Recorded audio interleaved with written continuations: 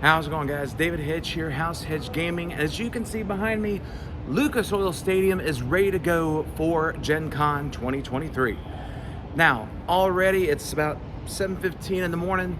The ICC opened up at 6 a.m. and there was already a line of gamers ready to go in because of Ravensburger giving away promos and spin down die for their newest game, Lorcana. But that is just the tip of the iceberg, as this weekend is going to be full of gaming, it's going to be full of giveaways, it's going to be full of promos, it's going to be full of demos, you name it, we're going to see it this weekend. So ladies and gentlemen, boys and girls, gamers of all ages, it's time for Gen Con 2023.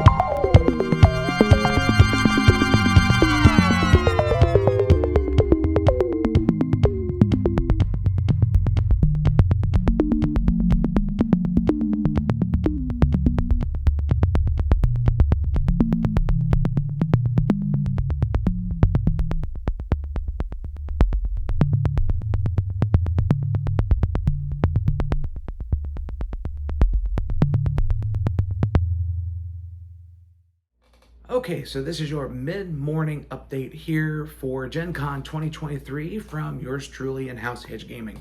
As you saw during the first part of this video, we went to the opening ceremonies, got to see Magic Sword perform. We also got to see the grand opening of the exhibit hall with the masses rolling in, and it's a lot of people, a lot more people than what they had last year. I think a lot of that's contributed to the fact that there's no mask mandate and there's no vaccination requirements, which is fine because a lot of people up here looks like they're definitely still taking precautions and all when it comes to COVID, and I do feel really good about that. But I do want to touch note on a couple of things. One, good gracious, this was probably the best deal I'll get in games, and I'll go over this in a sec, but like this is massive.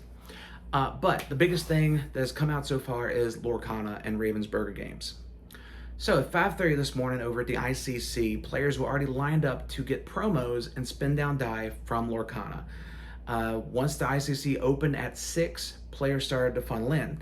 Now this was organized by Ravensburger Games, but unfortunately it appears that they did not run this by Gen Con proper.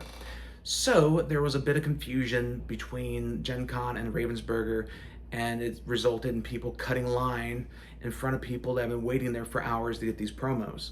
So needless to say, not a good start so far to Lorcana. Also, the sales booth for Ravensburger is completely overwhelmed. There is a very long line of people wanting to buy a Lorcana product. It is such a long line that when I was walking out, I couldn't get video because I had this. But when I was walking out, Ravensburger's booth is like around 2,000 mark. You go from Ravensburger's booth all the way around, you go around the corner, you go out the door, and you go all the way to where people were funneling in this morning to get into the exhibit hall. It was nuts, it was insane, and I've never seen a line like this for any product in all my years of coming to Gen Con. There have been long lines, but this is far worse, and it keeps getting longer. So needless to say, I will not be buying any Lorcana while I'm up here. I'll just get my deck that's part of the demo, and if I'm able to get a second deck at some point, cool. If not, that's perfectly fine. I completely understand. It's all good.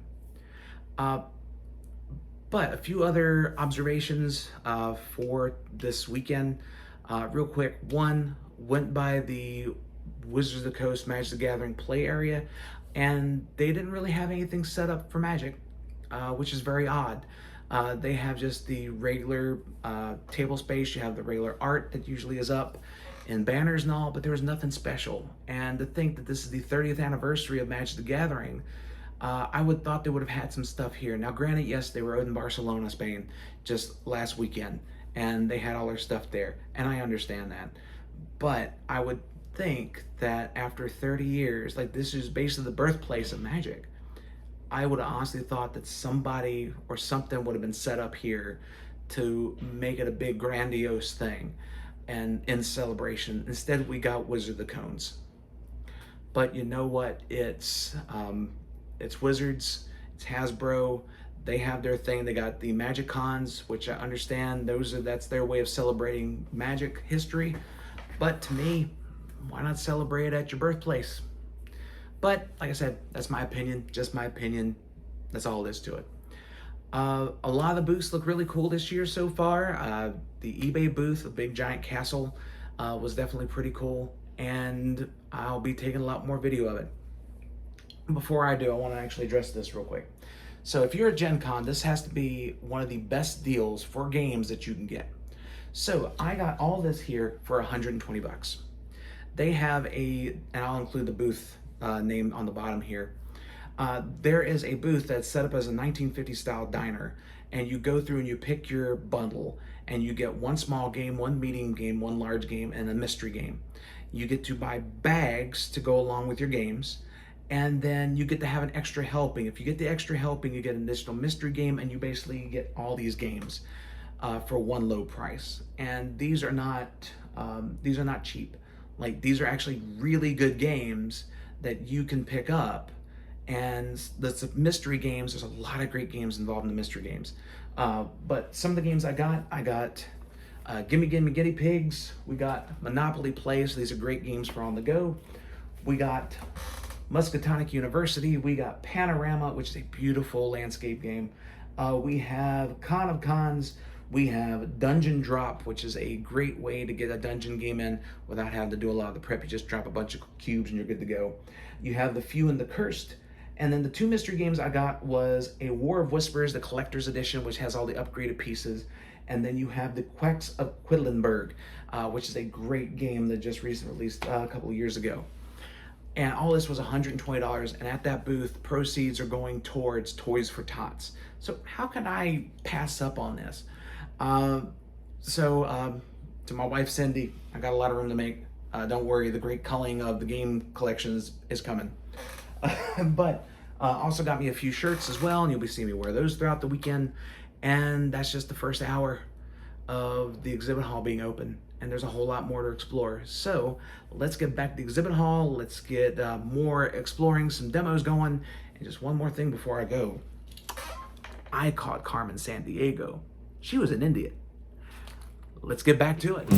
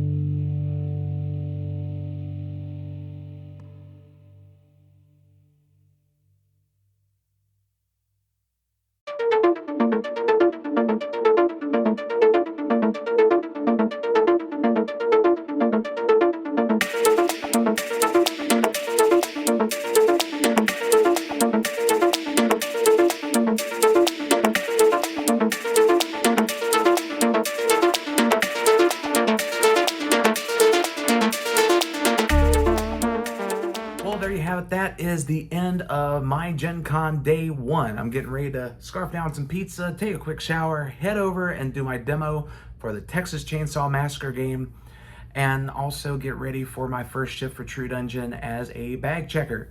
So, thank you guys so much for checking out the videos that I've been posting so far. Thank you so much for checking out everything on Facebook, and just thank you in general, because I'm up here, even though I'm on my own, I do have two great roommates from True Dungeon that I'm able to get to know, and they're awesome people.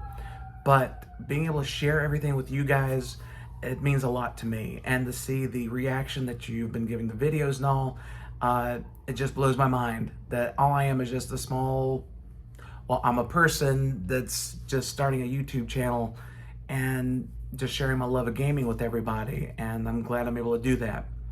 But thank you guys so much for checking out this video. Thank you for checking out the channel. And make sure to like, share, comment, subscribe, and let everybody know that House Hedge Gaming is here up at Gen Con. There's still 2 more days to go. So thank you guys so much. And until next time, stay safe and take care.